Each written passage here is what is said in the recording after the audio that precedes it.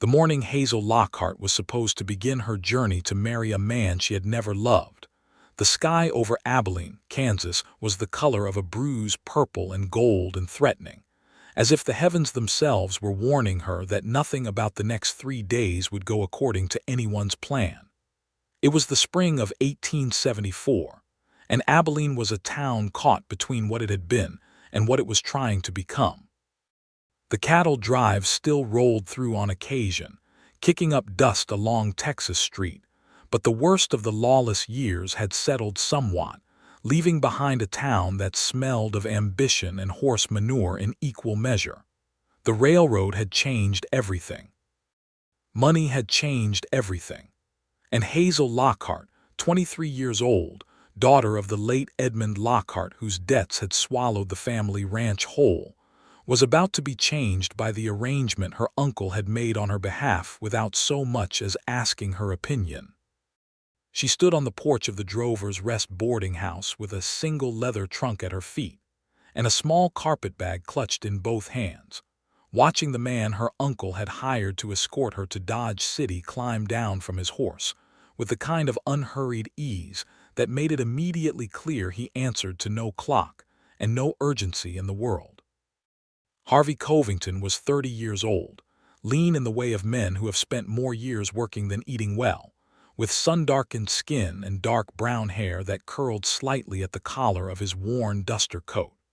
He had a jaw that looked like it had been carved rather than grown, and eyes the precise shade of the Kansas sky in the middle of a clear afternoon, the kind of blue that looks simple until you look long enough to see the depth in it. He was not the most handsome man Hazel had ever seen, but he was the kind of man you kept looking at because you kept finding something you had missed the first time. "Miss Lockhart," he said, stopping at the base of the porch steps and tilting his hat back with one finger. He looked up at her with an expression that was professionally neutral, the look of a man hired to do a job and intending to do it without complications.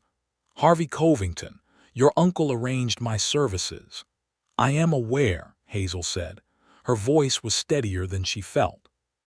She had green eyes, the particular green of creek water in summer, and dark auburn hair pinned up beneath a traveling bonnet that was already making her neck itch. She was not tall, but she stood as if she were, which had been something her mother had taught her before consumption had taken that good woman 6 years prior. "He mentioned you are the best guide in the territory." Harvey scratched the back of his neck. "He mentioned I was available. Those aren't always the same thing." Hazel blinked. She had not expected honesty. She had expected the sort of false bravado that men tended to perform when they wanted to impress a woman, and she found his plain admission so surprising that she almost smiled. "Almost. When do we leave?" she asked instead. "Now," he said, "if you're ready." "I have been ready for 20 minutes. He looked at her trunk and then back at her. "That all?" "Yes." "Good." He picked up the trunk with one hand and carried it to the wagon he had drawn up alongside the porch. It was a serviceable wagon, not elegant, with a canvas cover that had been patched in 2 places.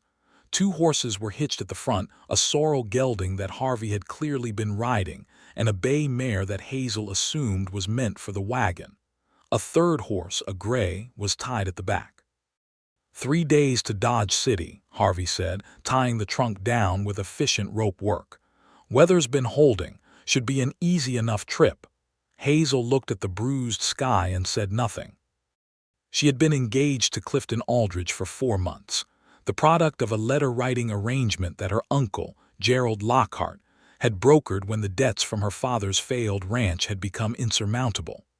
Clifton Aldridge was 41 years old, a successful cattle broker in Dodge City with a large house and a reputation for being a fair man, if not a warm one.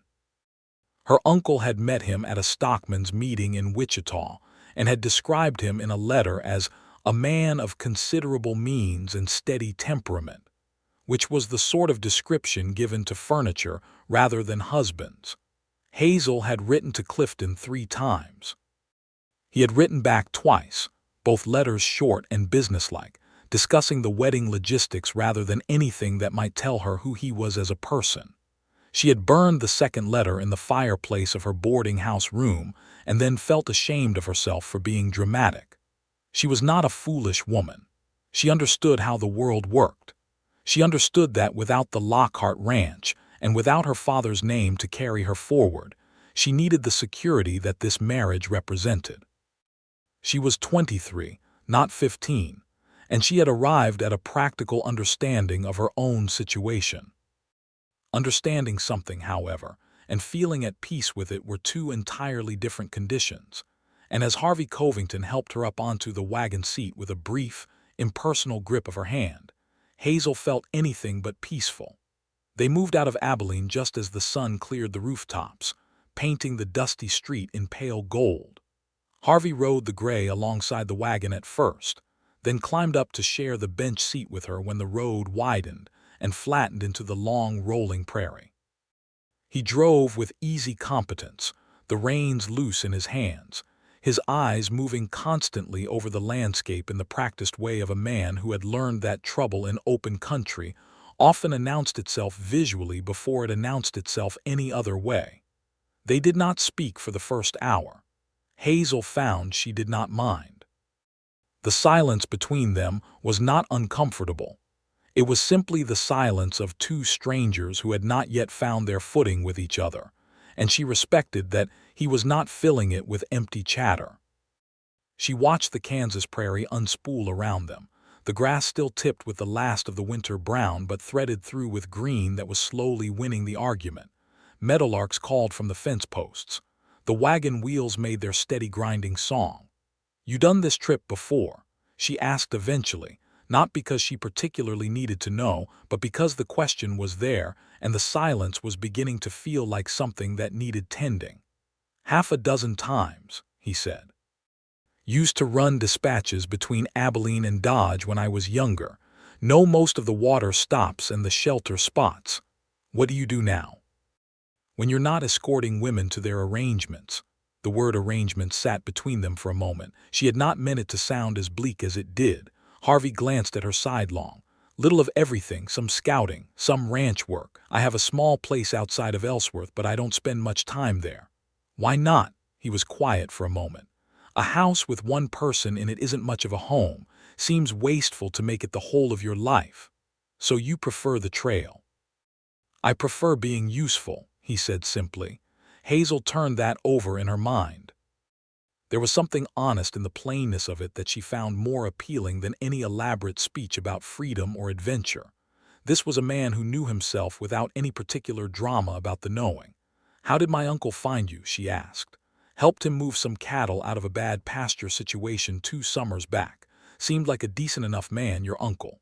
"He means well," Hazel said carefully. "He does.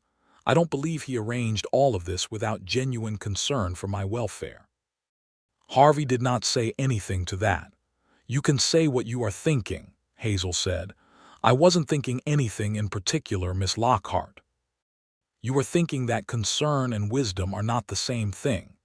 Harvey glanced at her again, and this time there was something different in his expression, a sort of surprised respect, as if he had expected her to be less perceptive. "Maybe," he said. "Maybe," she agreed, and looked back out at the prairie. By midday they had covered a good stretch of ground, the flat terrain giving way to the slightly rolling hills that marked the central section of their route. Harvey pulled the wagon off the trail near a cluster of cottonwood trees that marked a small creek, and they watered the horses and ate from the provisions he had packed: salt pork, hardtack, dried apricots, and coffee that Harvey brewed over a quick fire with the efficiency of long practice. "You make a good camp coffee," Hazel said, wrapping both hands around the tin cup. "Low bar," he said, but he looked pleased. She studied him across the fire.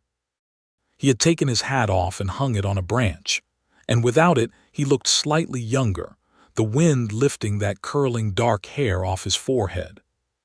He was eating his salt pork and hardtack with complete attention, the way a man eats when he is genuinely hungry, and there was something grounding about his lack of performance. He was not trying to be anything for her benefit. "Do you know much about Clifton Aldridge?" she asked. Harvey finished chewing before he answered. "I know of him. Most people in the cattle business know of him. He's got a good reputation as a broker, honest waits, pays on time. Is that all? That's what I know of him in a business sense. And in any other sense, Harvey set his tin plate down on his knee and looked at her directly. He had a way of looking at people that felt like genuine attention, not the flattering kind that was mostly performance, but the kind that meant he was actually listening and actually thinking. I don't think it would serve you well for me to speculate, Miss Lockhart. I'm just the man getting you there. That is an admirable position to take, Hazel said, and she meant it without bitterness, though some of the bitterness came through anyway. Harvey heard it. She could tell because his expression shifted, not to pity but to something more careful and considered. "Are you all right with this?" he asked, and the simplicity of the question, its directness, caught her completely off guard. No one had asked her that. Not her uncle, who had presented the arrangement as settled. Not her uncle's wife, who had talked about the practical advantages with barely concealed relief. Not the women at the boarding house, who had murmured about what a fortunate opportunity this was. Not Clifton Aldrich himself, who had written about the date and the location and the minister's name. The question sat in her chest like a warm coal. "I am making peace with it," she said finally. "That is the most honest answer I can give you." Harvey nodded slowly. He did not tell her that was a good attitude to have, or that she was being sensible, or any of the things she had been told already. He just nodded, as if what she had said was worthy of acknowledgement exactly as it was, without being polished into something more comfortable. "Fair enough," he said, and picked up his plate again. They broke camp efficiently and were back on the trail within 20 minutes. The afternoon sun was strong but not brutal, the spring warmth still carrying the clean edge of the season rather than the heavy bake of summer. Hazel had loosened her bonnet ribbons and let the breeze reach her neck, which felt like a small but significant freedom. "Tell me something about you," she said, when the miles had passed quietly enough that talking felt like the natural thing. "What sort of something?" "Something true, not your occupation or your root history, something about who you are." Harvey thought about it. The horses plodded, the grass whispered at the sides of the trail. "I read," he said finally. "You read. I know it's not what people expect. My mother was a schoolteacher in Missouri before she followed my father west. She believed reading was the single most important thing a person could do for themselves. She made sure I had books even when we didn't have much else." He paused. "I carry a couple with me most trips." "Which ones?" Hazel asked, and she was genuinely curious now, leaning slightly toward him without realizing it. "Right now I've got a volume of Whitman and a novel by Wilkie Collins."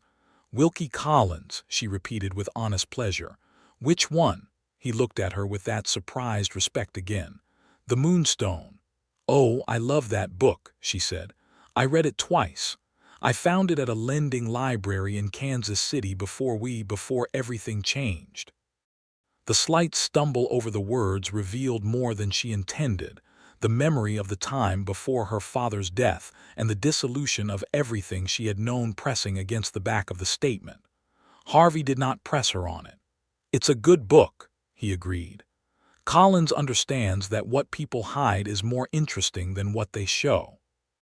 "Is that a personal philosophy or a literary observation?" "Both, probably." Hazel smiled at that, a real smile, the kind that reached her eyes and changed the whole character of her face. Harvey saw it from his peripheral vision, and something shifted in his chest in a way he was not prepared to examine just yet. The first real trouble came at sundown, when they were making camp near a rocky outcropping that Harvey knew from experience provided decent wind shelter. He was unhitching the horses when he heard it, the distant sound of riders, 3 or 4 of them moving fast to the south, heading in the general direction of the trail ahead. He kept his movements unhurried but his attention sharp, watching until he could see them, 4 men on horseback, moving in the loose, purposeless way of men who are not going anywhere specific, but are looking for something specific, which was the kind of distinction that mattered enormously in open country in 1874. Kansas was safer than it had been in the years right after the war, but safer was a relative term, and outlaws and opportunists were still very much part of the landscape. The riders did not come toward them. They crossed the trail a half-mile ahead and disappeared over a low hill, heading west. Harvey finished unhitching the horses without mentioning any of it to Hazel. But Hazel had seen them too. She stood at the back of the wagon with her carpetbag, watching the point where the riders had vanished, her expression thoughtful rather than frightened. She was not, Harvey was beginning to understand, the sort of woman who fell apart easily. "Friends of yours," she said when he came to take the bags down. "No," he handed her the lighter bag, "just riders. Going fast for just riders." "Yes," he said, "they were." She looked at him. "Should we be concerned?" He considered her. He could give her the comfortable answer or the true one. "I'll keep watch tonight," he said. "We'll start early tomorrow and make good time to the first way station." Hazel nodded, taking that for exactly what it was. "All right," she said, and went to help with the camp without drama or further questions, which made Harvey feel something he had not felt in a considerable while. The quiet ease of being in the company of someone who trusted him to handle what needed handling and did not make the handling harder by panicking. The camp they made that night was comfortable enough. Harvey built a small fire, positioned deliberately between the rock face and the wagon so it would not be visible at any great distance. Hazel unpacked a piece of cloth she had been working on and sat in the firelight, her needle moving with the practiced rhythm of a woman who had spent many evenings this way, and the domestic piece of the image struck Harvey as something so beautiful it was almost painful. "What are you making?" he asked. "A handkerchief," she said. "I embroider them. I sell them sometimes at the general store in Abilene." She held it up. It showed a sprig of wildflowers in careful blue and yellow thread, precise as a botanical illustration. "I have sold enough of them over the past year to pay my own board most months." "You're good," he said honestly. "Thank you. My mother taught me." She looked at the work in her hands. "She said that a skill of your own is something no one can take from you, that a woman should always have something that is entirely hers." A pause. "She was right about that, I think, about a lot of things. She sounds like someone worth knowing." She was. Hazel's voice was even. "She died 6 years ago. It was very fast at the end, but it was not easy." She folded the handkerchief and set it in her lap. "Do you have family?" "My mother is still in Missouri, last I heard. My father died when I was 22, horse accident." His voice was also even, the way voices got when grief had been carried long enough to become part of the body rather than a fresh wound. "No brothers or sisters, it was just the 3 of us." "That's lonely," she said without thinking, and then looked up quickly as if worried she had overstated it. But Harvey only said, "Yes, it was." They sat in the firelight for a while longer, and the sound of the prairie night was enormous around them, the insects, the distant coyotes, the vast and impartial wind. Hazel finally put away her needlework and arranged herself in the wagon bed, which Harvey had lined with a blanket roll, and Harvey settled by the fire with his rifle across his knees. He did not sleep, not really, not that first night. He watched the darkness and listened to the sounds of the open country, and tried very hard not to think about how the firelight had caught the copper threads in Hazel Lockhart's auburn hair, or about the way she had said the word lonely as if she knew it from the inside, or about the particular green of her eyes when she looked at something she found genuinely interesting. He had a job. She had a destination. Those were the facts, and he was a man who lived in facts. The second day began with spectacular dishonesty from the sky, which rose perfectly clear and turned by mid-morning into a gathering argument of dark clouds pressing in from the northwest. Harvey watched them with the weather-reading eye of a man who had spent most of his adult life outdoors, calculating distance and speed and meaning. "We're going to have weather," he said. Hazel looked up from the book she had retrieved from his pack, The Moonstone, which he had offered when she mentioned she had read it twice, because he had figured it was better company than silence, though he was beginning to think she was better company than anything. How bad? Could be just rain. Could be worse. He clicked to the horses, moving them faster. "There's a way station another 8 miles east of our planned route. Fellow named Perkins runs it. If we push, we can reach it before whatever's coming." Then let's push, Hazel said, tucking the book into her bag. They did not make small talk for that stretch. Harvey focused on the road and the horses and the sky, and Hazel held onto the wagon seat and watched him work, noting the way he read the land as naturally as she read text, scanning, interpreting, adjusting. There was a competence about him that went so far below the surface, it was not even something he seemed aware of in himself, just the accumulated knowledge of a man who had paid attention for 30 years. The storm hit before they reached Perkins Station. It came in the way the worst Kansas storms do, not gradually but all at once, as if the sky had simply decided it was done with restraint. The rain was hard and cold, and the wind came with it sideways, strong enough that the canvas cover on the wagon began to strain at its fastenings. Lightning walked the hills to the northwest, each strike accompanied by thunder that arrived seconds later, a big rolling sound that the prairie amplified. Harvey kept the horses moving steady, not fast enough to panic them, not slow enough to give the storm more ground. His hat was plastered to his head, and the water was running in sheets off his coat, but his hands on the reins never changed their grip or their steadiness. Hazel was drenched despite the canvas, the rain finding every gap and angle. She had pushed the carpet bag under the seat and was holding herself braced against the wagon's jolting, and she was, Harvey noticed in one of the lightning-lit moments, not crying or complaining but watching the road ahead with the same focused expression she brought to everything. The station emerged out of the gray curtain of rain like a rumor becoming fact, a long, low building, a barn, a corral with a covered section. Harvey brought them in fast and pulled under the wide barn overhang, jumping down before the wagon had fully stopped. "Get inside," he shouted over the storm already moving to the horses. "I'll see to them." Hazel did not argue or flutter. She grabbed her carpetbag and ran for the station door, which opened before she reached it to reveal a square, gray-bearded man with keen eyes. Perkins. Harvey would have told her, if there had been time for introductions. He ushered her inside, and the door closed behind her. The station's interior was warm and smelled of pine smoke and old coffee, and the particular lived-in smell of a place that served as shelter for many people over many years. There was a wide fireplace, a long table with benches, and two other travelers already sheltering, a pair of older men, merchants by their look, who were playing a quiet game of cards by the window and who barely looked up when Hazel came in dripping and breathless. Perkins, who introduced himself as such without any excessive ceremony, brought her a rough towel and poured her coffee from the pot that seemed to live permanently on the hearth. "Your man will be in shortly," he said. "He knows the barn." "He is not my man," Hazel said automatically. Perkins gave her the mildly amused look of a man who had seen enough of the world not to be fooled by word choices. "The fellow that drove you," he amended, without any particular emphasis. Harvey came in 20 minutes later, soaked but composed.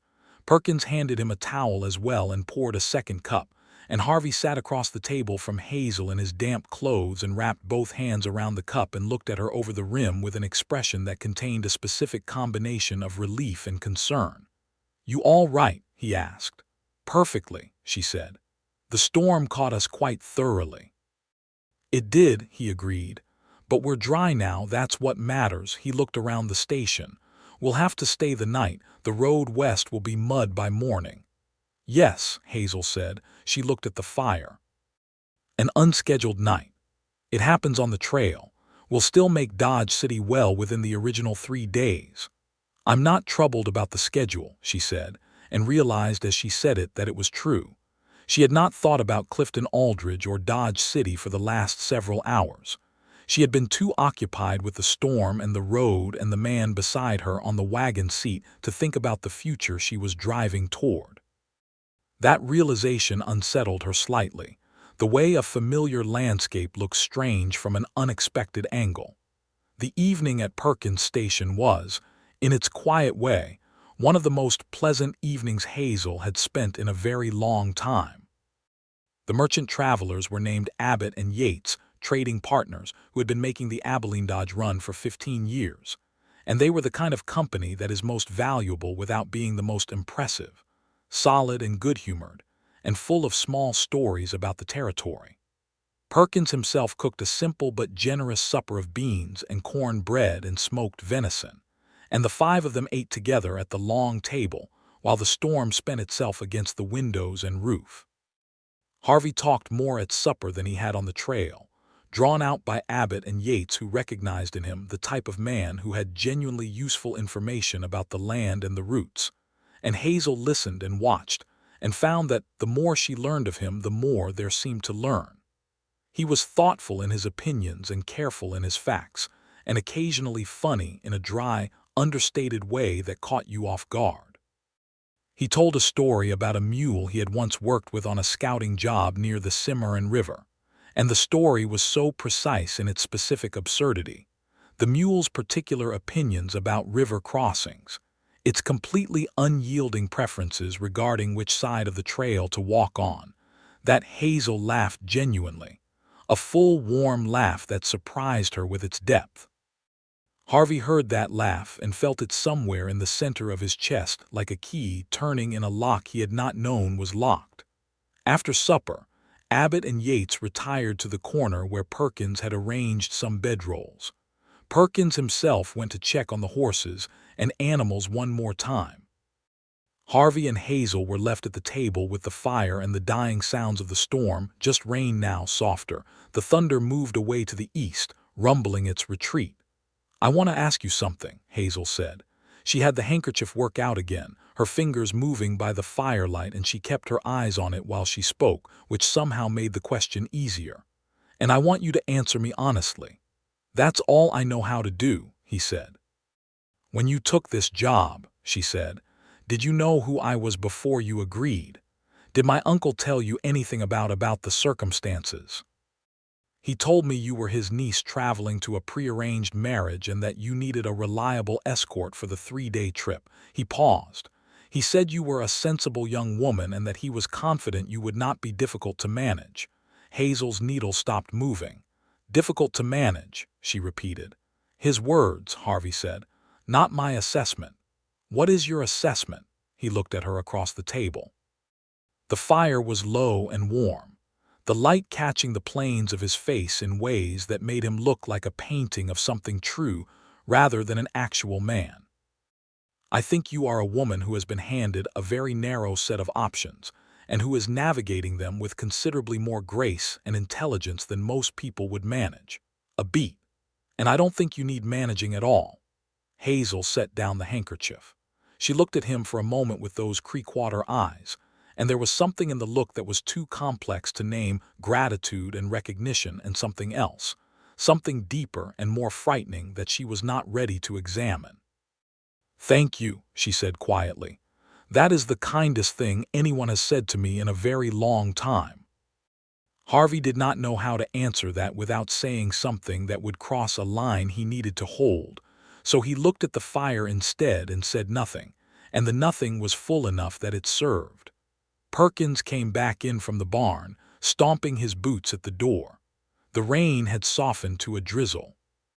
Hazel folded her work away and said her good nights, and went to the small partitioned corner that Perkins had indicated she could use for a sleeping space, where a folding screen and a narrow cot created a semblance of privacy. Harvey remained at the fire for a long time after everyone else had settled, his hands clasped and his elbows on his knees, staring at the coals and having a serious argument with himself about the nature of the situation he was in. He had escorted people before.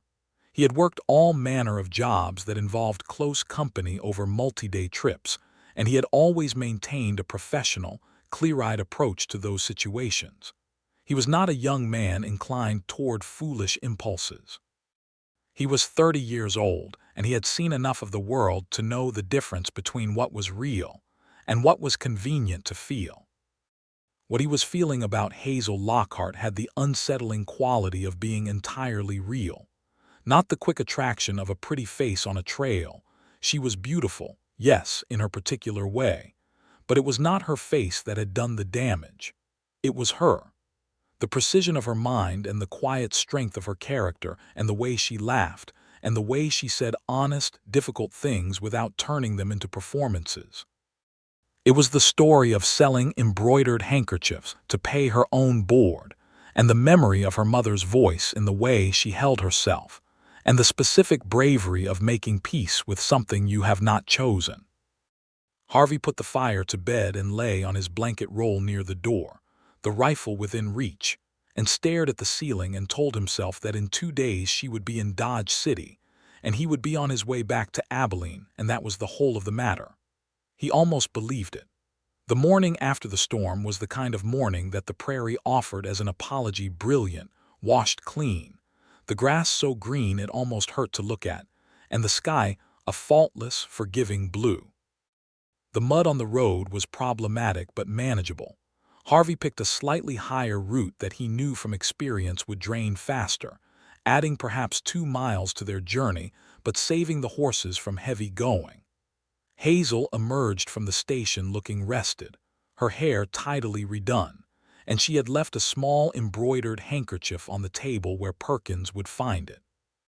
Harvey noticed this without mentioning it, the small courtesy of a woman who understood that kindness was expressed in acts rather than announcements.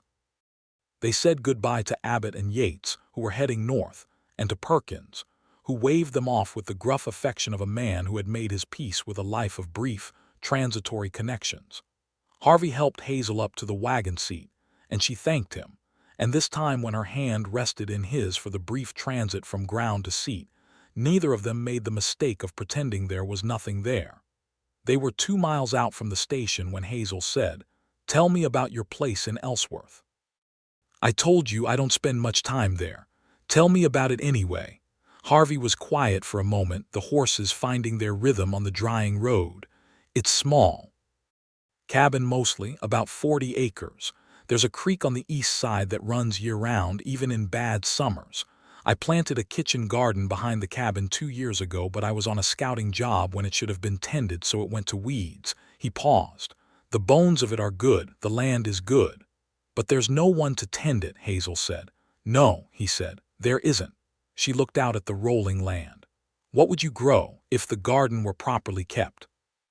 "Tomatoes," he said immediately, then seemed mildly surprised by his own certainty. "My mother grew the best tomatoes. I've always thought a kitchen garden without tomatoes is only doing half the work." Hazel smiled. "Agreed." "And what else?" "Beans, corn, probably squash, though squash has a way of taking over if you're not paying attention." He glanced at her. "Herbs," she said. "Rosemary, sage, lavender if the soil takes it. And sunflowers. I know they're not practical, but I have always felt that a garden should have something beautiful that is entirely useless." Harvey looked at the road ahead and felt something warm and specific move through him that he refused to name but could not prevent. "That makes a lot of sense," he said.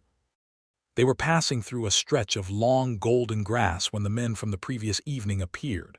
Not the 4 riders Harvey had watched from a distance, but the idea of them, made flesh and present and deliberately positioned across the trail ahead. There were 3 of them this time, not 4. They sat their horses in a loose diagonal across the road with the patient, calculated air of men who had done this before and knew that patience was their primary tool. Harvey saw them at a distance and brought the wagon to an unhurried stop, his hand moving naturally and without drama to ensure the rifle was within easy reach under the seat. "Stay easy," he said to Hazel, his voice low and absolutely calm. "Don't do anything sudden. Let me handle the talking." Hazel looked at the men on the road and then back at Harvey, and she was pale but composed. "All right," she said quietly. Harvey clicked to the horses and brought them forward, slow and easy, stopping when he was close enough to talk comfortably. The man in the center was the one doing the leading. He had the look of it, a broad-shouldered fellow with pale eyes and a red handkerchief around his neck, and the particular kind of stillness that was less natural than practiced. The other 2 flanked him with the nervous energy of men following rather than thinking. "Afternoon," Harvey said, as if this were a chance meeting on a sunny road. "Afternoon," the lead man said. "Where you headed?" "Dodge City," Harvey said. "Long road," the man said. His eyes moved to Hazel and back to Harvey. "You're that fellow who was camped near the Bender Rocks last night." "We sheltered at Perkins Station," Harvey said. The man smiled slowly. It was not a friendly expression. "Right. Heard about a wagon making this route. Heard the lady's going to Dodge City to marry herself a cattle broker." He let that sit there. "Rich man's bride. Just travelers on the public road," Harvey said. His voice had not changed its register or pace.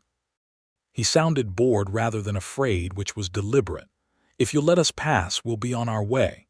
"See, we thought maybe the cattle broker might want his bride to arrive safe," the man said. "And maybe he'd be willing to show his gratitude for that. We could ride along as protection." "Don't need protection," Harvey said. "I'm the protection." The man's smile thinned. His eyes moved to Harvey's rifle, or rather to the place under the seat where it was visible. He was calculating. What he did not see, because Harvey had arranged it to be invisible, was that Harvey's right hand had already moved off the reins. "I'll tell you what," Harvey said conversationally, as if he were discussing the weather. "We're going to move on. You're going to let us. Because the three of you look like men who have made poor choices before and survived them, and I would like you to continue to survive them. That would suit everyone better than the alternative." The lead man stared at him. There was a long moment that had the texture of held breath. Then one of the flanking men said something quiet to the leader, and the leader looked at Harvey's face and seemed to find something there that made the calculation come out differently. He pulled his horse aside, a lazy, casual motion that was trying to look like a choice he was making freely rather than one he had been backed into. "Enjoy the road," he said. "We will," Harvey said pleasantly, clicked to the horses, and drove through the gap they had made without hurrying and without looking back. When they were well clear, Hazel let out a breath she had been holding in a long, controlled exhale. "That was," she said, and paused and started again.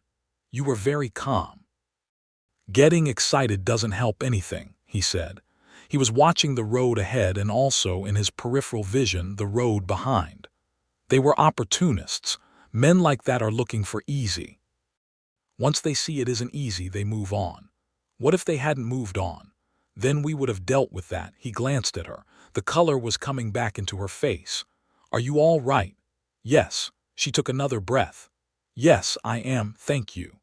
He nodded and turned his attention back to the road, and it was a mile before either of them spoke again, and the mile was full of the particular relief that comes after fear has passed without breaking anything. "You are not like anyone I expected," Hazel said finally. "What did you expect?" She thought about it honestly. "Someone brusque, professional but distant. Someone who would keep me at arm's length for 3 days and deposit me at my destination and collect his fee and feel nothing either way. That's a fairly reasonable expectation." "It is," she agreed. "But it's not you." Harvey was quiet for a moment. "No," he said. "It's not." The afternoon warmed properly, the post-storm air so clear and sharp that distances seemed compressed, each detail of the landscape rendered with an almost excessive precision. They passed a small homestead where a woman was hanging washing on a line in the yard, and she waved at the wagon as they went by, the friendly wave of someone for whom any passing traveler represented a brief punctuation in the long sentence of a day's solitude. Harvey raised his hand in return. Hazel did too. "Do you ever think about settling somewhere properly?" Hazel asked. She was watching the homestead diminish behind them. "Not traveling back and forth, I mean, just being somewhere." "I think about it," Harvey said. "The cabin in Ellsworth was a start toward that, but a start toward something needs a clear idea of what the something is. And you don't have that." "I didn't," he said, and then caught himself on the past tense and amended, "haven't had it clearly enough to act on it." Hazel looked at him with careful attention. What would make it clear enough? He did not answer immediately, and the quality of the silence told her that he was not avoiding the question but sitting with it honestly, which was entirely characteristic of him. "I think it would need to be a reason that was bigger than just having a place," he said finally. A reason that was more than practical. She understood what he meant without him saying it. She understood it in a way that made the world tilt slightly on its axis, because she was sitting next to this man on a wagon bench on a Kansas prairie in the spring of 1874, on her way to marry someone else, and she understood him with a clarity and completeness that she had never experienced with anyone, including the man she was traveling to marry. She looked away at the grass and held very still inside herself. They made a dry camp that evening. No water nearby, but Harvey had filled the canteens thoroughly at the station, knowing this stretch of country, in the shelter of a low hill that blocked the persistent westerly wind.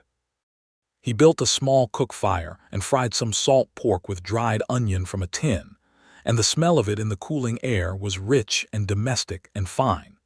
Hazel found that she had an appetite, which surprised her, given the tension of the afternoon. They ate and talked easier now, the restraint of the first day worn away, their conversation finding its own natural rhythm that moved between subjects with the ease of people who are genuinely interested in each other's minds. Harvey had opinions about the Homestead Acts and the way they were playing out on the Kansas plains, which were complicated and careful rather than the straightforward boosterism she had heard from her uncle's circle. Hazel had views about the education of women in the territories that were clear and uncompromising, and delivered with the matter-of-fact confidence of someone who has thought hard about something and arrived at a considered position. "Your mother's influence," Harvey said. "Partly. And my own experience of what happens when women are not educated to manage their own affairs." She looked at her hands. "If my mother had understood more clearly the financial instruments my father was engaging with, she might have, well, the outcome might have been different." "What happened?" He asked it gently, not pressing but opening. Hazel looked at the fire. "My father was a good man. He was a rancher by inheritance rather than by talent, I think. He loved the land, but he didn't have the mind for the business of it. He borrowed against the land to expand the herd, and the herd was hit by disease 2 seasons running, and the drought took what the disease left, and by the time he died there was nothing left but debt." She paused. "He died of a fever. The doctor said it was his lungs. I think he died of grief and humiliation as much as anything physical, though I know that's not a medical opinion." "It's an honest one," Harvey said. "He was a good father," she said firmly, not wanting Harvey to misunderstand. "Whatever his failings in business, he was a genuinely good father. He taught me to ride properly. He read to me every evening until I was old enough to read to him." Her voice was steady but full. "I miss him constantly. It is a specific kind of grief, missing a parent. It lives in the ordinary things." "Yes," Harvey said, and the word carried everything he knew of his own father, the horse accident, the specific ordinary things that still held absence. They looked at the fire together, 2 people who had lost things and were still somehow here. "Hazel," he said. It was the first time he had used her given name, and he had not quite planned to. It came out with a naturalness that said it had been there waiting. She looked at him. "I need to say something," he said, "and I want you to know it is said without any expectation attached to it, because I understand the situation fully." She waited. "I think you are an extraordinary woman," he said, "and I think whoever is fortunate enough to have you in their life should understand exactly what that means and treat it accordingly." He looked at the fire rather than at her while he said it. "I just want you to know that, regardless of what happens at the end of this journey. You deserve to be known properly." There was a silence that lasted long enough to become its own kind of statement. "Harvey," she said softly, and her voice had changed in a way that made him look up at her, and the look on her face was something he had not expected, not polite gratitude, not gentle deflection, but something open and certain and frightening in the best possible way. "I want to tell you something," she said, "and I am going to ask you to simply hear it without responding, because I need to say it and I am not sure what to do with it yet." She took a breath. "In 2 days of knowing you, I have spoken more honestly to you than I have to any person in 2 years. You are exactly the kind of person that feels like being found. And that is a complicated thing to feel when I am on my way to marry another man." Harvey did not respond as she had asked, but he held her gaze steadily, and what was in his eyes was not cool or careful. It was true, and it was vivid, and it was everything he had been arguing himself out of since the first morning. She looked away first. She picked up her needlework and held it without working on it. The fire crackled. "I need to sleep," she said finally. "And think." "Yes," he said. "So do I." She climbed into the wagon, and Harvey settled by the fire, and the night was very large around them both. What happened in the dark hours was not dramatic. There were no declarations or confessions. Harvey kept watch, as was his duty, and Hazel lay in the wagon and looked at the canvas ceiling and thought with the methodical, clear-eyed precision that had always been her best and most reliable tool. She thought about Clifton Aldridge, his 2 businesslike letters, his name in the documents her uncle had shown her, the wedding date already set for 3 weeks from now.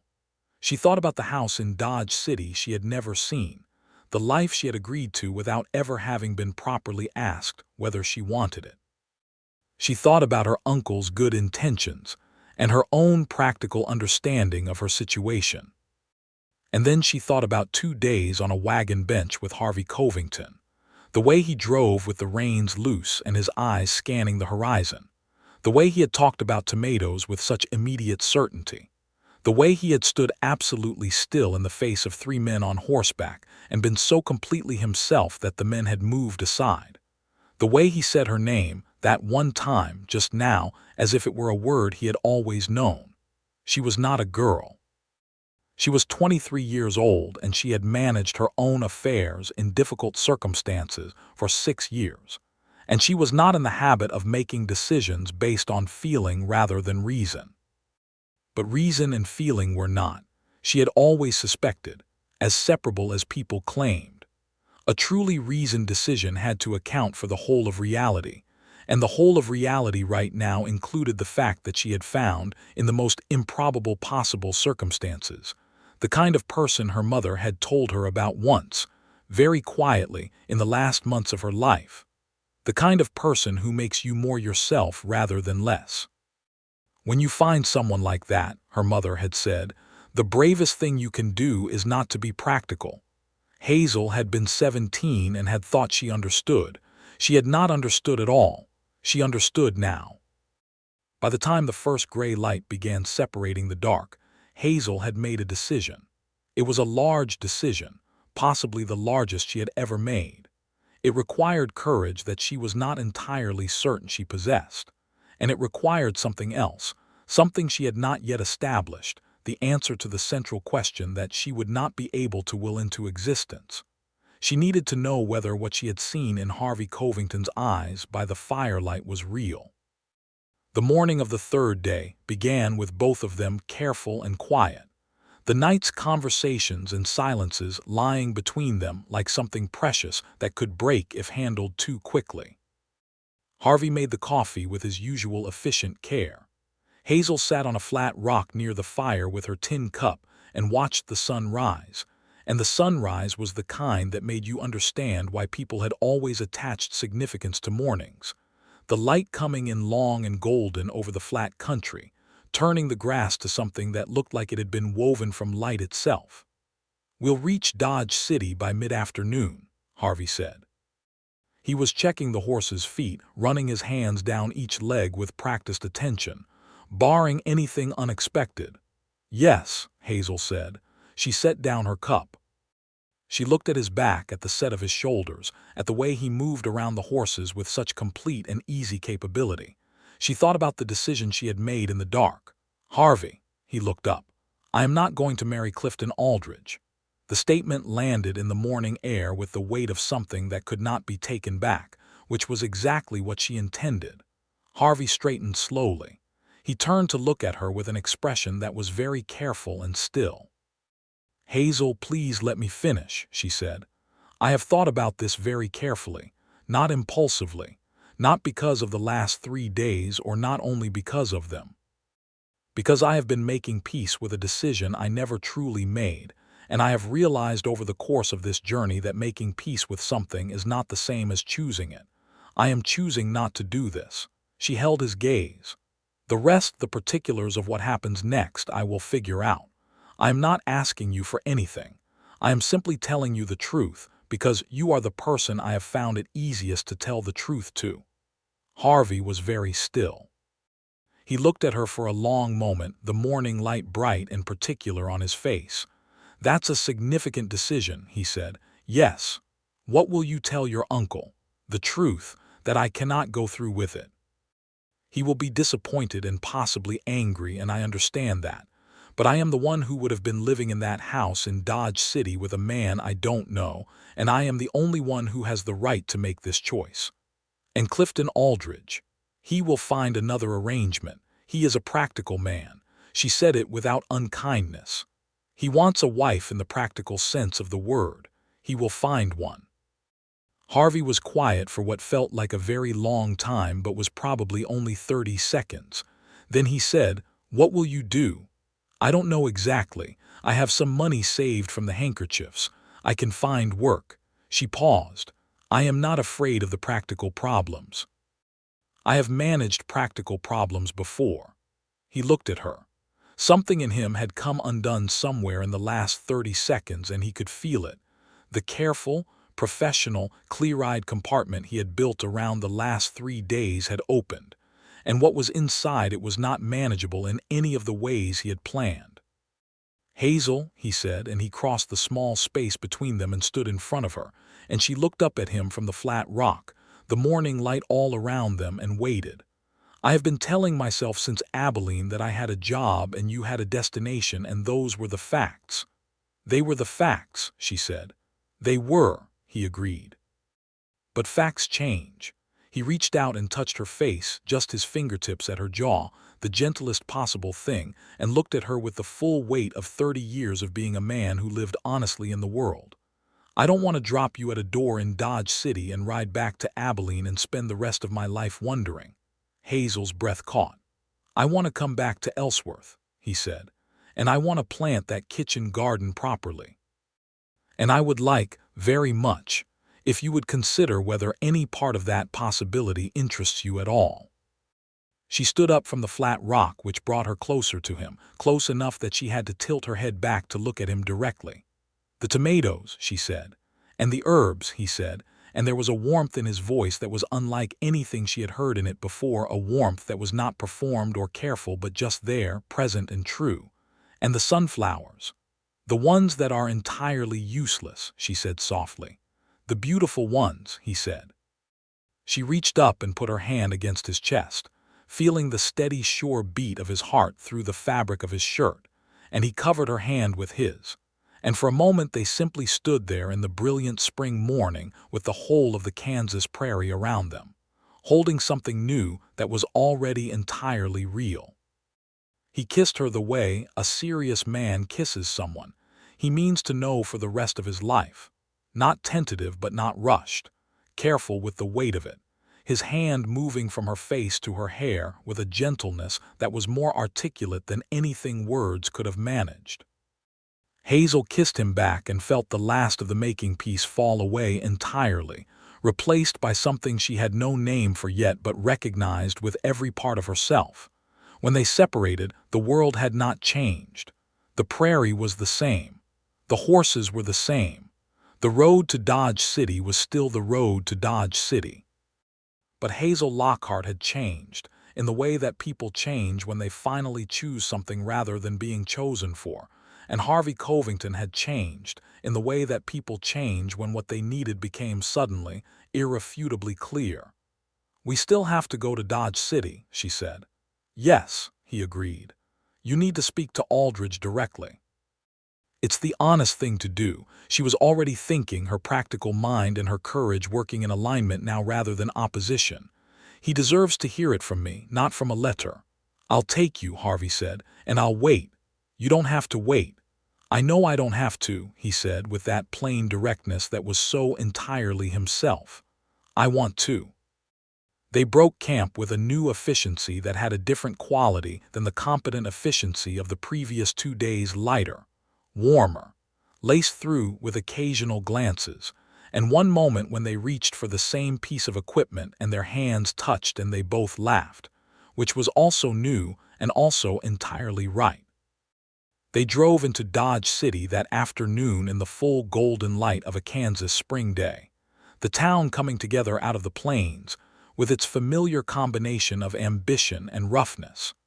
The wide streets, the substantial buildings that spoke of money and permanence, alongside the older wooden structures that still carried the memory of what the town had been in its wilder years. The cattle trade still lived here, the sound and smell of it present at the edges, but Dodge City in 1874 was a town that was, like Abilene, working out who it intended to be. Hazel sat straight on the wagon bench, her chin up, her hands folded in her lap. Harvey drove quietly beside her. Clifton Aldridge's offices were on the main street, above his cattle brokering establishment, in a set of rooms that advertised prosperity and solidity. Harvey stopped the wagon outside, helped Hazel down, and looked at her with steady and uncomplicated confidence. "I'll be right here," he said. She nodded. She straightened her bonnet. She walked to the door and went in. What happened in that office took 40 minutes. Harvey waited with the horses, which was the only thing he could do, and he spent the time doing what he did best, which was paying attention to his surroundings and being patient and allowing the world to unfold at its own pace. When Hazel came out, she was walking with the same straight-backed composure she had walked in with, but her face was different, lighter in a specific way, as if something that had been held tight had been let go. She came to where he stood at the horses and stopped in front of him. He was, she paused, considerably more gracious about it than I expected. "Good man," Harvey said. He meant it. He said, and I am paraphrasing, that he had not been entirely confident we were suited to each other either, and that he appreciated me coming in person. She exhaled. I think he was more relieved than he was disappointed, if I'm honest. He has a particular kind of correctness about him that I think deserves someone more naturally inclined to the world he moves in. "How do you feel?" Harvey asked. She looked at him, and the lightness in her face went all the way through. "Terrified," she said, "and more alive than I have been in a very long time." He smiled at that, a full, genuine smile that changed his face entirely, the seriousness lifting to reveal the warmth that had been there all along underneath. It was the kind of smile a person works to earn, and Hazel felt the specific satisfaction of having earned it. "There are a few things we need to sort out," she said practically, because she was Hazel Lockhart and she would always be the woman who thought through the practical things. "I will need to write to my uncle and explain. That will not be an easy letter to write." "No," he agreed, "but it'll be the right one. And I need accommodation tonight before we travel back. There's a respectable hotel on the north end of the street. I know the proprietor. And we need to," she stopped herself, because she was listing things to do, and what she actually wanted to do was stop listing and simply stand here a moment longer in the particular quality of this afternoon, with this man in this changed world. "And we need to not rush past this," she said instead, surprising herself. Harvey looked at her with that full, attentive blue gaze. "No," he said quietly. "We absolutely do not."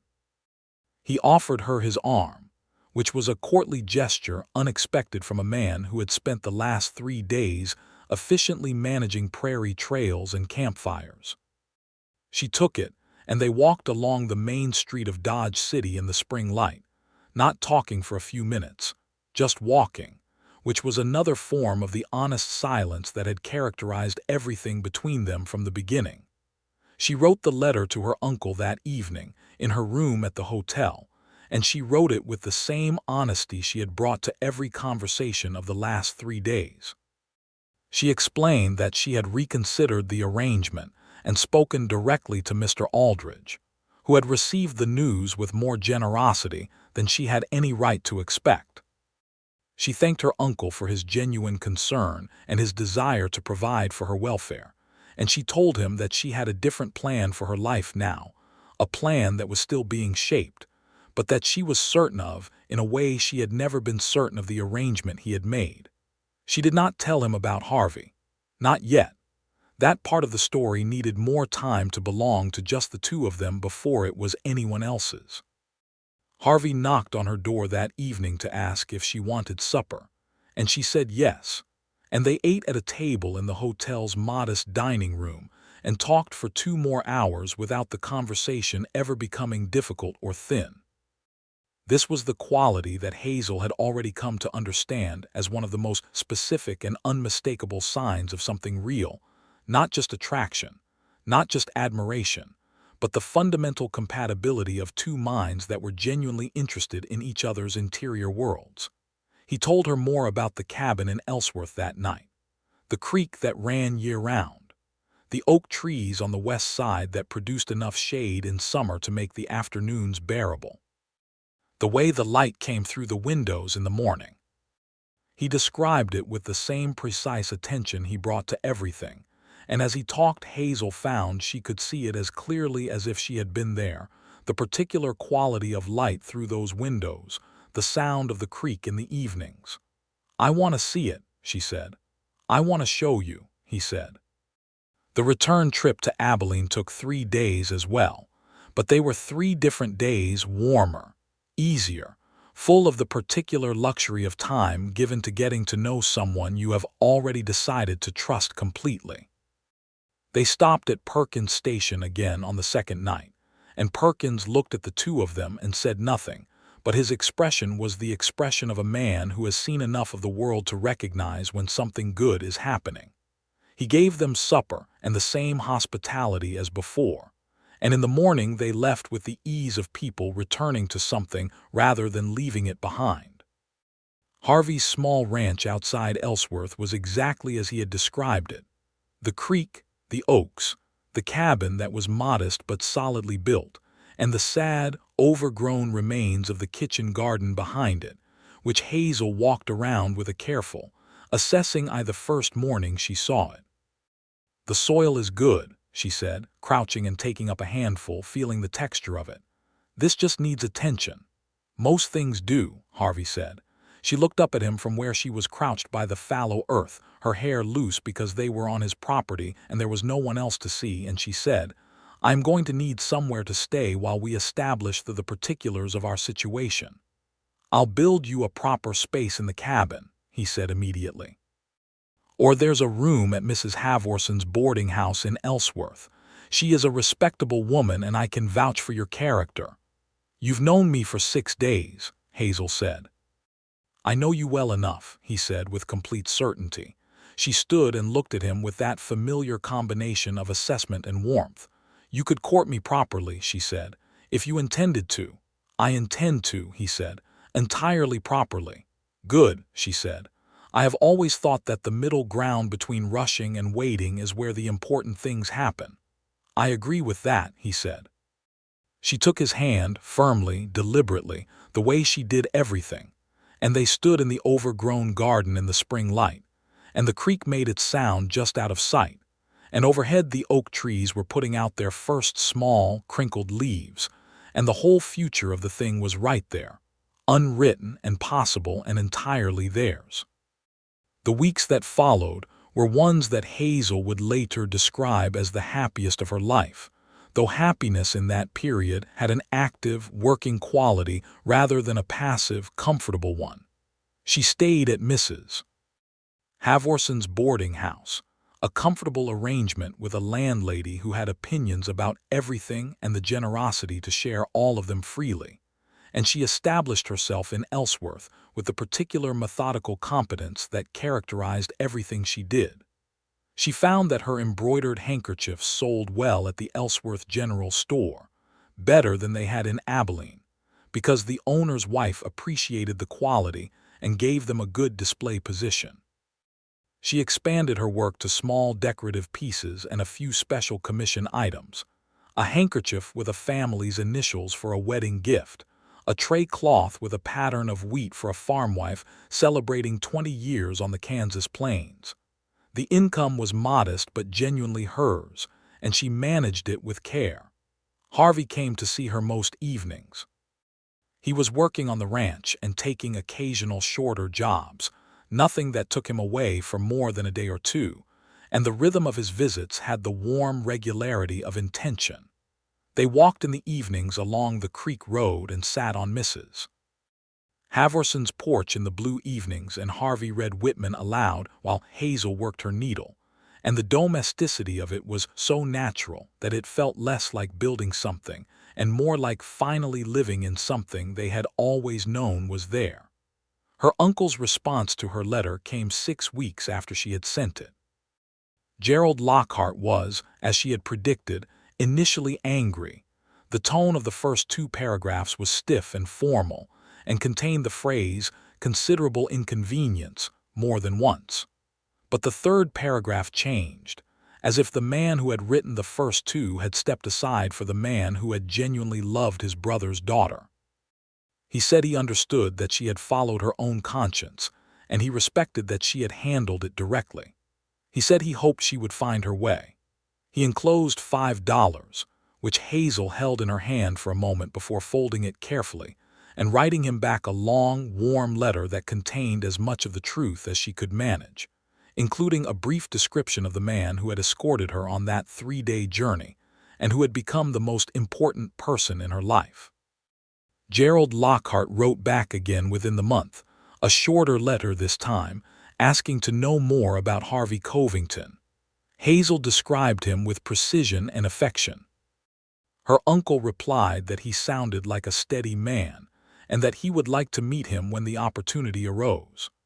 Harvey and Hazel had their first real disagreement in July, when the summer heat had settled over the Kansas plains like a weight, and tempers had a tendency to sharpen. It was about the ranch, specifically about Harvey's habit of taking on extra work rather than focusing on improving the property itself, which Hazel felt was a pattern that kept the place in a permanent state of promising but unfinished. "You have 40 good acres," she said, standing in the kitchen garden that they had rehabilitated together over weeks of work, which was now producing tomatoes and beans and corn and herbs, and along the south fence, a row of sunflowers that were Hazel's absolute joy. "And you leave it every 2 weeks to ride fence for someone else's ranch." "The extra income is useful," he said. "The income from this garden is useful," she said. "The fence work keeps you from being here when things need doing."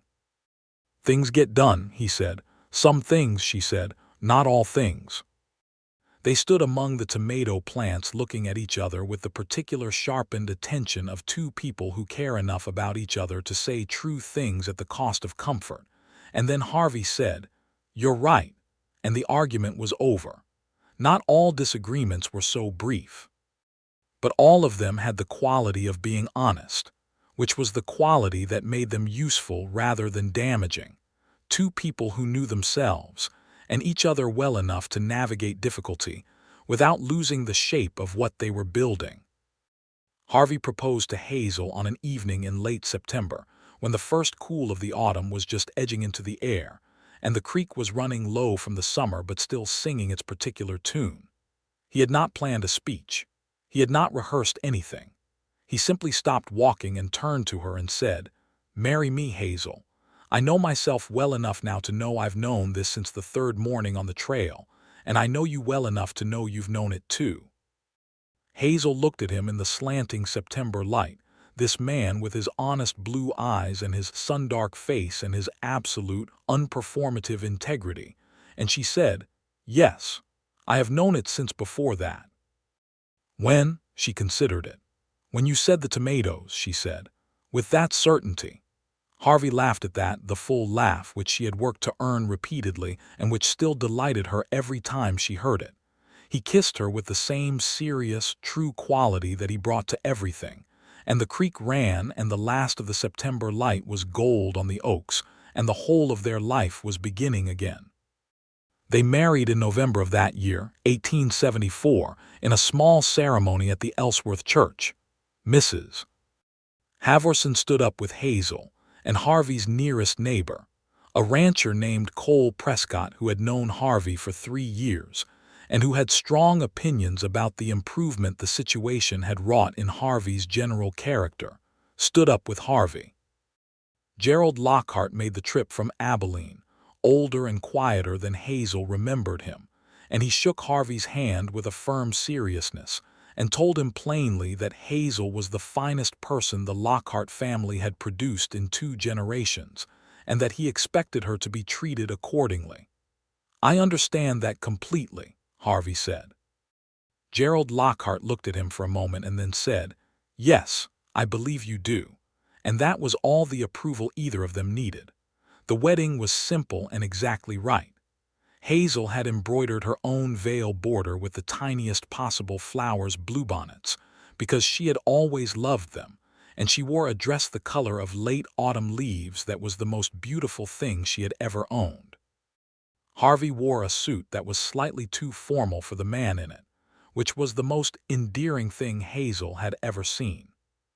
He looked at her when she came down the aisle of the small church with an expression that she would remember for the rest of her life, complete and unguarded and entirely true. They spoke the words. The minister, a spare man with a good voice, read them well. Mrs. Havorson produced a handkerchief of Hazel's own work partway through and used it sincerely. Cole Prescott managed to knock over a hymnal at the wrong moment and spent the remainder of the ceremony trying to look as if he had not. Harvey and Hazel moved to the cabin at Ellsworth together in the first week of December, which meant arriving to a landscape of pale winter grass and bare oaks, and the creek running clear and cold over its stones. They had, in the preceding months, made genuine improvements to the cabin. Another room added with the help of Cole Prescott and two other neighbors, larger windows cut in the south wall to bring in more light, a proper range installed in the kitchen to replace the old and temperamental stove. The kitchen garden was put to bed for winter but planned for spring. Hazel had made drawings of what they would plant and where, detailed as her embroidery, and she spread them on the table on their first evening in the cabin, and Harvey leaned over her shoulder studying them with complete genuine interest. "You've given the tomatoes the best position," he noted. "Obviously," she said. He kissed the top of her head, which was right there at the level of his mouth, and she leaned back against him for a moment and looked at the garden plan and felt the warmth of the cabin and the sound of the creek through the walls and the sense of being precisely, completely, irreversibly in the right place. The winter was long but not hard. They were snowed in for 3 days in January, which was comfortable rather than difficult because they had good stores and good firewood and were entirely sufficient company for each other. Harvey worked on a bridle he was making from new leather. Hazel worked on a large commissioned embroidery, a family piece for a wealthy rancher's wife in Ellsworth that involved an ambitious design of prairie flowers and wheat. They read in the evenings, sometimes aloud to each other, Hazel discovering that Harvey read aloud beautifully, his measured voice doing justice to the Whitman in ways that made her love the poems differently. "Song of Myself," she said one evening. "Do you believe it? That containing multitudes is a resolution rather than a contradiction. I think contradictions are only contradictions if you insist on everything being singular," he said. "I am a man who reads Whitman and fixes fence lines and knows the migratory habits of the meadowlark and also tends to burn the corn bread when he's distracted. All of that is just me." "Yes," she said with warmth, "it is. And you are a woman who manages accounts in her head and embroiders botanical precision and argues correctly about ranch management, and also cried for an embarrassing length of time over that Wilkie Collins novel."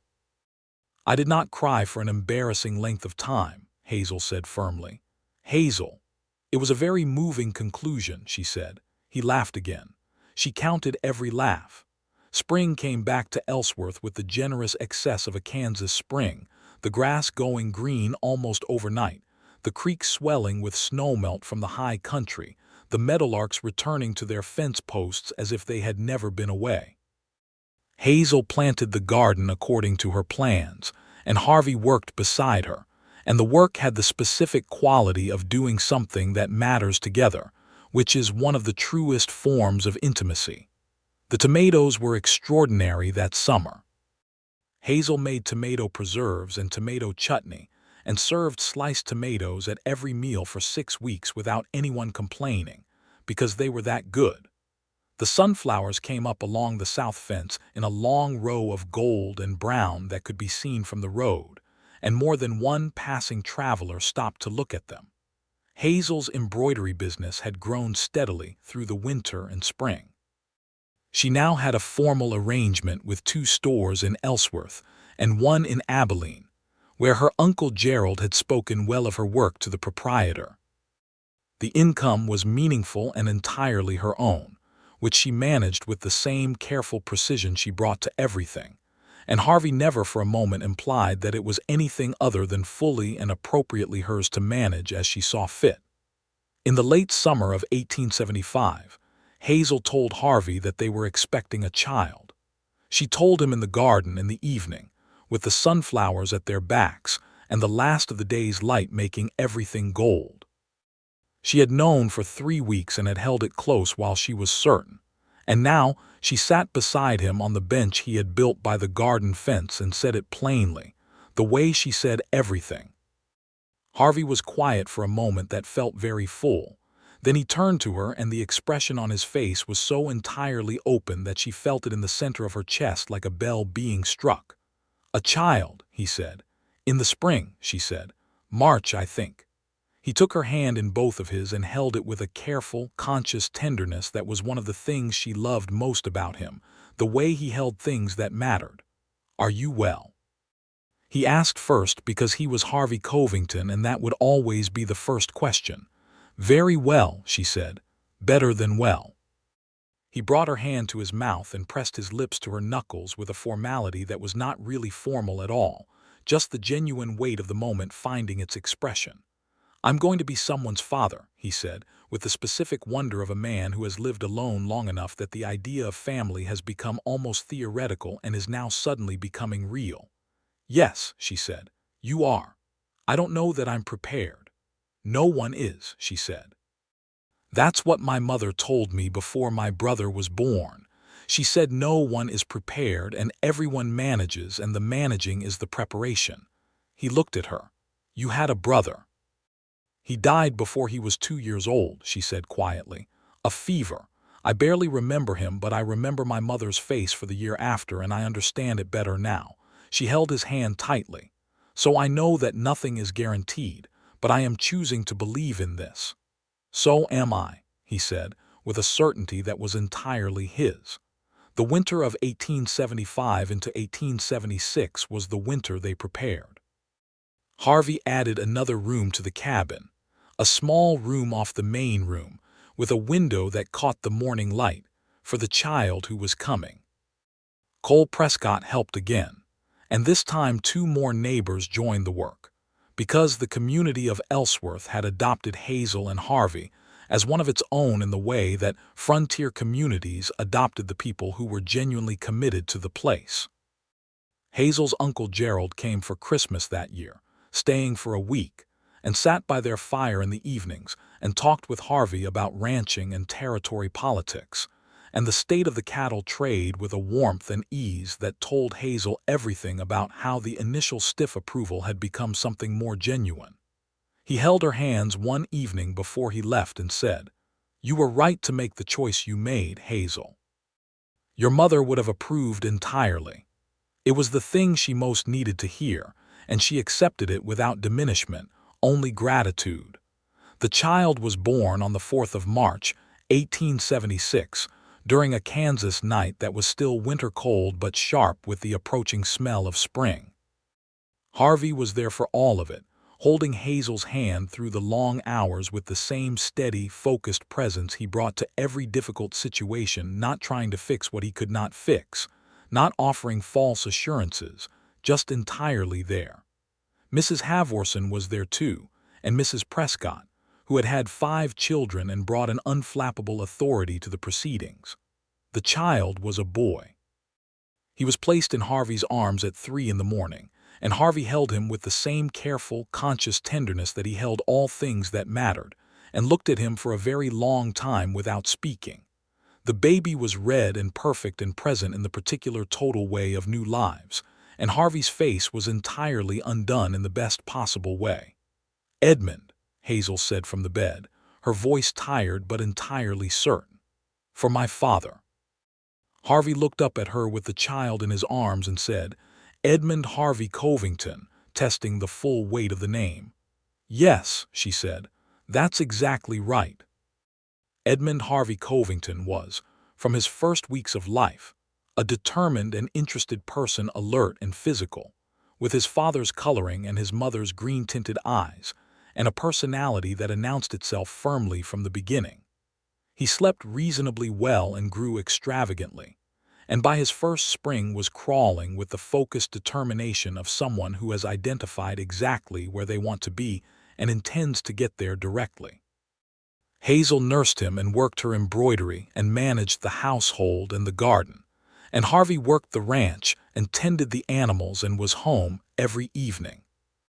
They hired a young man named Bart Simmons from a neighboring farm to help with the heavier ranch work, which allowed Harvey to focus on the things that would grow the 40 acres into something more substantial. He added cattle, a small, quality herd, and improved the pasture management, and put in a proper well to supplement the creek, and the ranch began to produce in the way that things produce when proper attention is finally brought to them. Hazel's embroidery commissions had grown to the point where she needed to think more systematically. She started a small book of designs, her own original patterns, organized by category, and began teaching two young women in Ellsworth, the daughters of a merchant family who had expressed interest in the craft. She charged a modest fee for the lessons and was a demanding and thorough teacher because she did not believe in teaching anything halfway. The question of injustice had never been absent from the landscape of their life in Kansas, even if it had not always been the foreground of their own story. The years of the cattle drives had brought enormous violence and displacement to the Comanche and Cheyenne peoples of the southern plains, the culmination of federal policies that had been working toward removal for decades.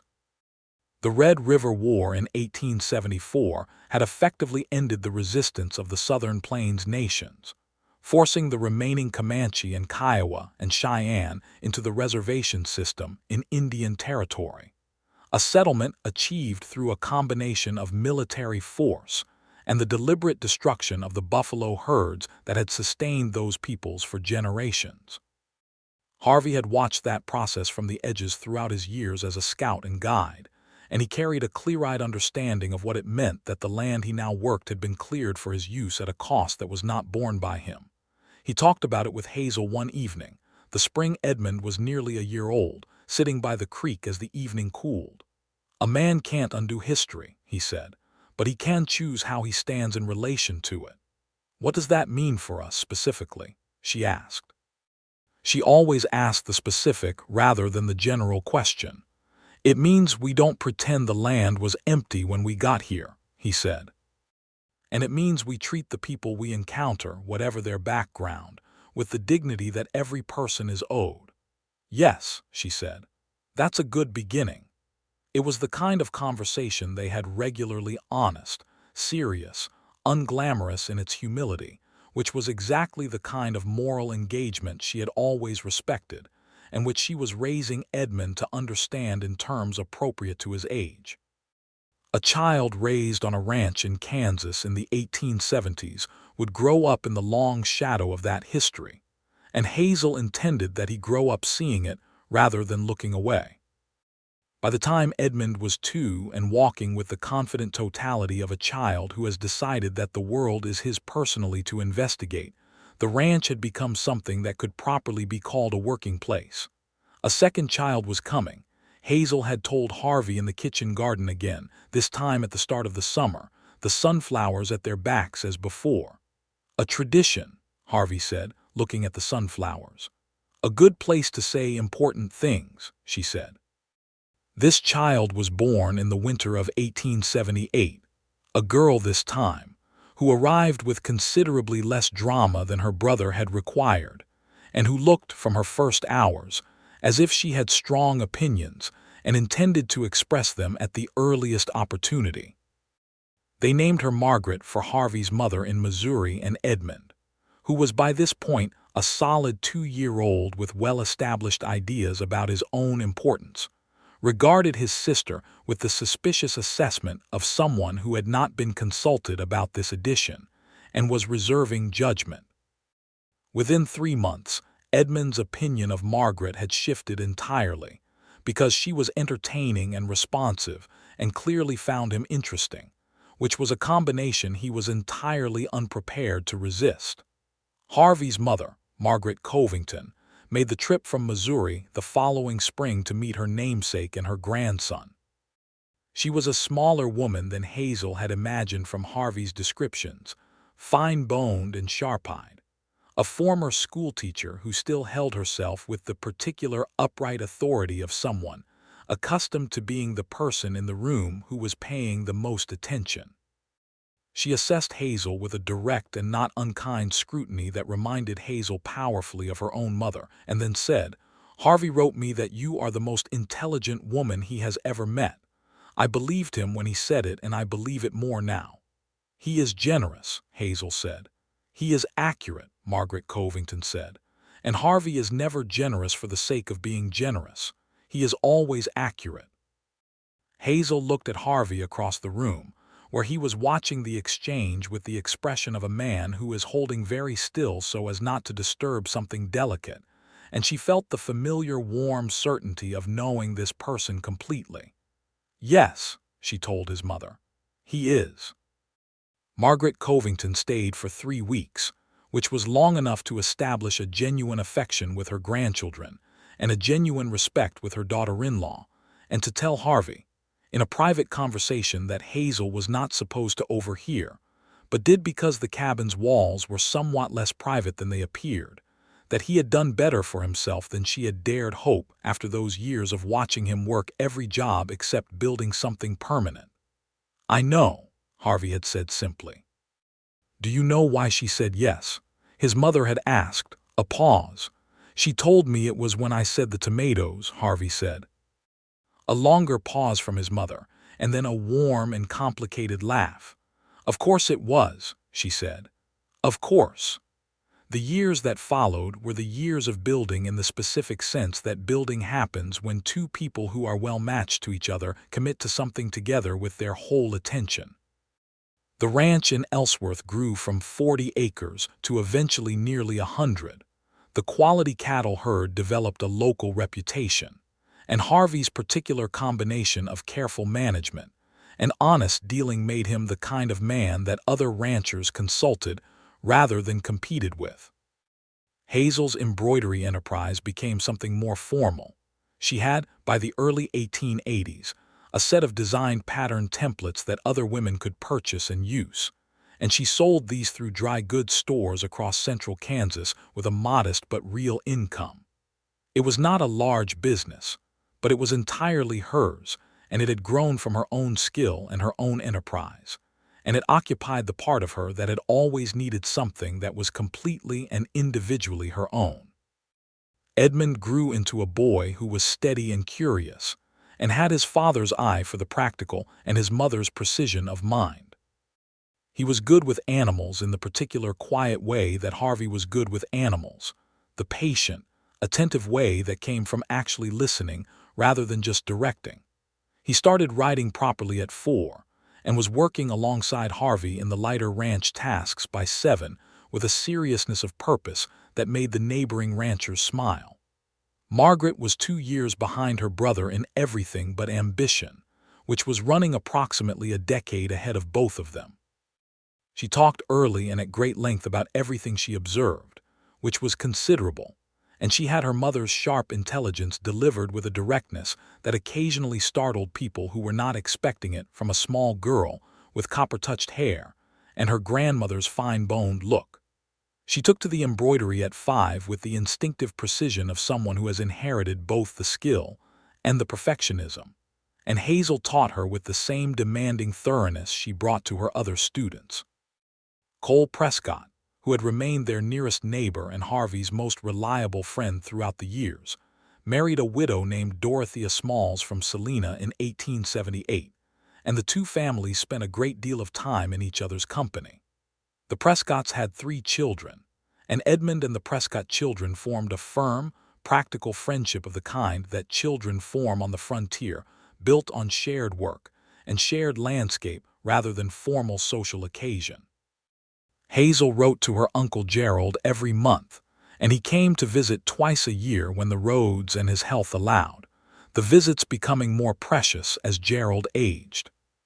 He died in the spring of 1882, peacefully, in his own house in Abilene, and Hazel and Harvey made the trip for the burial. Standing at the grave in the Abilene cemetery, Hazel held Harvey's hand and thought about the morning 6 years earlier when Gerald Lockhart had hired Harvey Covington to escort his niece to a marriage that was never going to be right, and how that particular mistake of intention had produced the truest thing in her life. He meant well, she said, as she had said that very first morning. He did, Harvey agreed, as he had not responded that first morning but would have been thinking, and things turned out better than he intended. Yes, she said, considerably. She had brought a handkerchief, one of her own making, with Gerald's initials in blue thread at the corner, which she placed on the grave with the simple respect of acknowledging the complicated good that a person had done without meaning to. The 1880s in Kansas were years of considerable change. The cattle trade shifting and declining, the homesteaders arriving in greater numbers, the state becoming something different from what it had been in the years of the drives. Harvey watched these changes with the same careful, practical attention he brought to everything, and he adapted the ranch accordingly, shifting emphasis from cattle to diversified farming as the economics of the territory shifted. The changes were not always easy, but the foundation they had built was solid enough to weather them.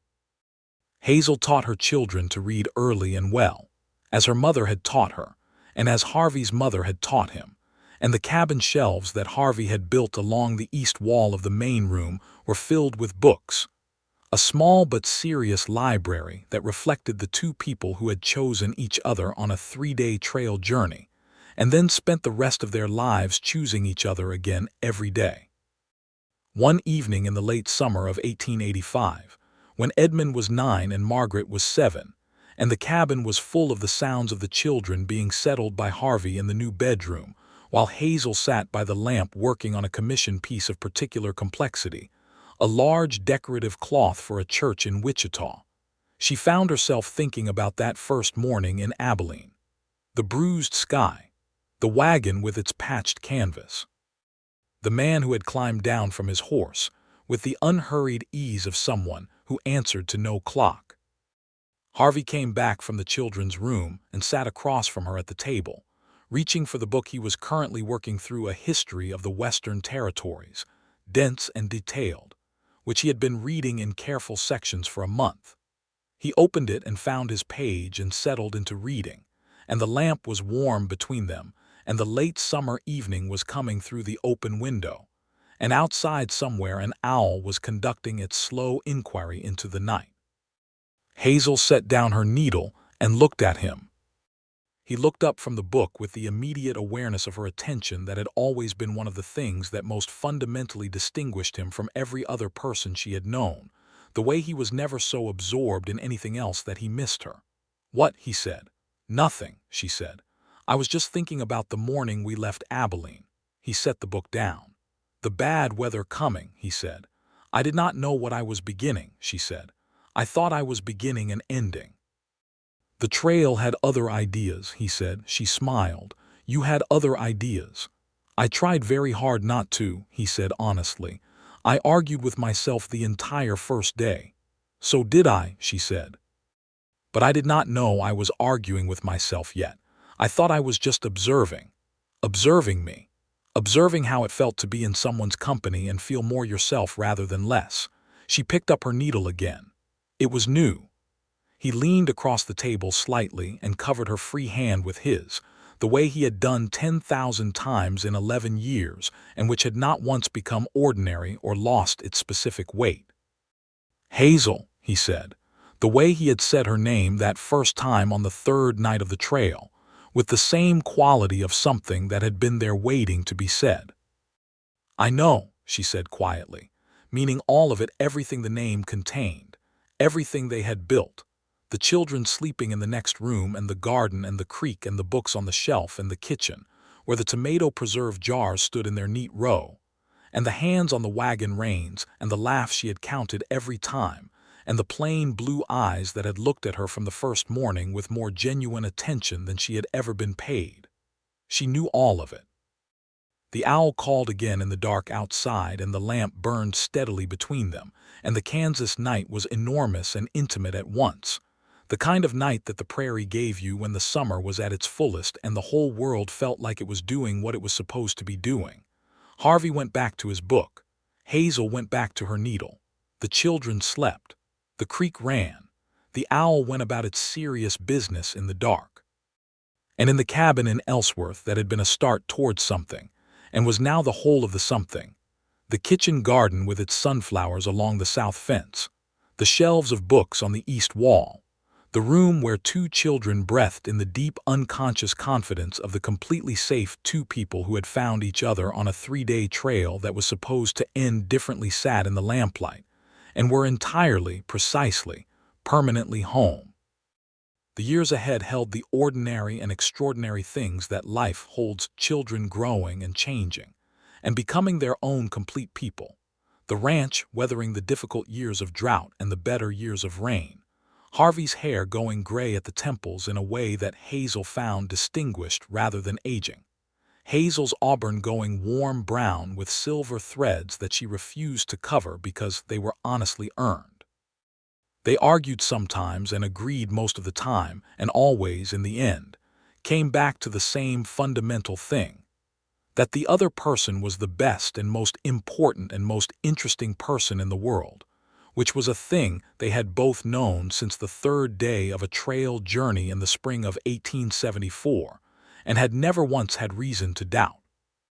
Edmund, at 17, had his father's solid competence, and had already decided he intended to ranch the Ellsworth place himself eventually, an intention that gave both his parents the specific satisfaction of something continuing in the right direction. Margaret, at 15, was writing essays mostly about the things she observed in the world around her, with a precision and a voice that was entirely her own, and that occasionally startled the adults who read it with its clarity. Hazel read everything Margaret wrote and gave her honest, detailed feedback, as her mother had done for her in the things she had needed, and Harvey read it too and said less but listened more, which was also exactly what was needed. Hazel gave Margaret her mother's advice on the evening of her 16th birthday, sitting together in the kitchen garden in the last of the summer light, the sunflowers tall and gold around them. "A skill of your own," she said, "is something no one can take from you." "Writing," Margaret said immediately. "Writing," Hazel agreed. "And the embroidery," Margaret said, because she was honest in the way of both her parents. "Yes," Hazel said, "and the embroidery." She looked up at the sunflowers, which were the same height they had always been and the same impossible gold they had always been, useless and beautiful and entirely right. She thought of her mother's voice. She thought of her father reading to her in the evenings. She thought of the bruised sky over Abilene on a March morning in 1874, and the man who had climbed down from his horse with the unhurried ease of someone who knew himself completely. She thought about how a thing that looks like an ending can be the most important beginning.